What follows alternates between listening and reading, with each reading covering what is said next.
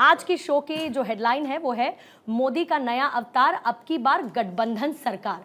पहले तो इसके मायने समझूंगी और दूसरा एक बड़ा सवाल ये है कि क्या चुनौतियां आपको लगती हैं इस नए आकार और गठबंधन सरकार में देखने को मिलेंगी। पहले मैं चुनौती की बात करूंगा। जहाँ तक चुनौती का प्रश्न है, नरेंद्र मोदी के जीवन में कोई चुनौती नहीं है। वो सर्वशक्तिमान हैं, वो राष्ट्र नायक हैं। 143 करोड़ लोगों का विश्वास और भरोसा उन्हें प्राप्त है। वो ग्लोबल लीडर हैं। जो चुनौती शब्द है, चैलेंज शब्द है, उनकी डिक्शनरी में नहीं है। इसीलिए कहा जाता है कि चुनौतियों को चुनौती देना ये मोदी की गारंटी है। इसलिए वो चुनौतियाँ समाप्त हैं। लेकिन एक चुनौती जो दूसरा भाग आपका है कि ये गठबंधन की सरकार है, वो चुनौती मानसिक चुनौती है, वो आइडियोलॉजिकल है, वो स्टेट ऑफ माइंड है। उन्होंने पिछले 23 वर्षों में कोalition नहीं चलाया। कोalition था ओनली सेरेमोनियल, इफेक्टिव कोalition पहली बार बना है। इसलिए उनको इसके लिए मानसिक रूप से तैयार करना होगा अपने आप को कोalition की सरकार चलाने के लिए। और ख़ुद उनकी जीवनी लिखने वाले जो व्यक्ति हैं, उन्होंने ये साफ लिखा है कि मोदी कोalition के लिए नहीं बने हैं। उन्होंने कहा कि अचानक मोदी को ऐसा रोल दे दिया गया है जो उन्होंने आज तक प्ले ही नहीं किया।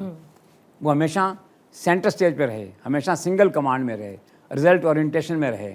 उन्होंने कहा कि उनके टीचर बताते हैं कि जो स्कूल में प्ले होता था तो मंच पे केवल मोदी ही उस समय अभिनय करते थे, कोई दूसरा व्यक्ति आसपास नहीं होता था। तो कहने का तात्पर्य ये कि ये उनको अपने आप को मेंटली इसके लिए तैयार करना होगा। और वैसे क्या है, all in the game, part of life. उन्होंने खुद ही कहा है कि राजनीति में हार और जीत जो है ना, राजनीति का हिस्सा है, that way. But still we all believe and we are hopeful कि कोalition में भी मोदी उतने ही पावरफुल होंगे, उतने इफेक्टिव होंगे, उतने स्ट्रॉन्ग होंगे जितने वो 400 MPs के साथ शासन चलाते। ये मेरा आकलन है। लेकिन आपने कहा all a part of game, लेकिन all a part of game में कहीं तो होगा कि नरेंद्र मोदी निराश होंगे, जो नंबर आए उसके साथ महसूस कर पा रहे होंगे कुछ और। उस पर आपका क्या कहना है? Ultimately he is a human being. वो चक्रवर्ती सम्राट हैं, शक्तिशाली हैं, लोकप्रिय हैं, राष्ट्र नायक हैं, सब है। At the end of the day he is a human being.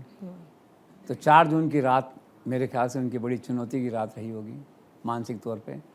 वो समझ ही नहीं पाए होंगे, मेंटली रिकनसाइल ही नहीं कर पाए होंगे ग्राउंड रियलिटी से कि हो क्या गया, ये 240 कैसे आए। मन में लगा होगा कि he has been betrayed, he has been cheated by his own people. मन में एक भाव आता है ऐसे टाइम पे, जब आदमी हारता है तो आसपास के लोगों पे जिम्मेदारी बनती है। दैट वे जो है, अयोध्या हार गई, अनबिलीवेबल जिसे कहते हैं। स्मृति ईरानी हार गई, अनबिलीवेबल। तो कुल मिला के क्वेश्चन क्या है कि एक ह्यूमन बीइंग के नाते निश्चित तौर पे वो उस रात डिस्टर्ब रहे होंगे, इमोशनली डिस्टर्ब रहे होंगे, सोचा होगा, इंट्रोस्पेक्शन किया होगा। और उनका इंट्रोस्पेक्शन कई दिनों तक चलेगा। अभी जो बैठक थी एनडीए गठबंधन के दलों की, उसमें जो ग्रीन जैकेट पहन के बैठे हुए थे, आप देखिए कितने शांत थे, कितने मौन थे एक तरह से, और हल्का सा तनाव उनके चेहरे पे था। क्यों? अभी तक वो रिकनसाइल ही नहीं कर पा रहे होंगे कि हुआ क्या। जो ग्राउंड रियलिटी थी, जितने संख्या में लोग जीत रहे थे, और आप देखिए ना, दक्षिण से वो ले आए सरकार बना करके, उत्तर ने धोखा दिया। तो ये इतनी बड़ी बातें हैं कि उनको समझ नहीं आ रहा होगा कि हुआ क्या। तो मुझे ऐसा लगता है अगले कई दिन तक वो अकेले रह के इसके बारे में विचार करें। वैसे भी कहा जाता है जितने शक्तिशाली सम्राट होते हैं वो बेसिकली लोनली होते हैं। He is also a lonely man at the moment. तो बस ईश्वर से दुआ है आने वाले दिनों में और सोचें और इस देश को मानसिक रूप से उसी तरह से आगे ले जाएं जैसे वो 350 सीट के साथ ले जाते हैं, 400 सीट के साथ लेके जाते हैं। This is all.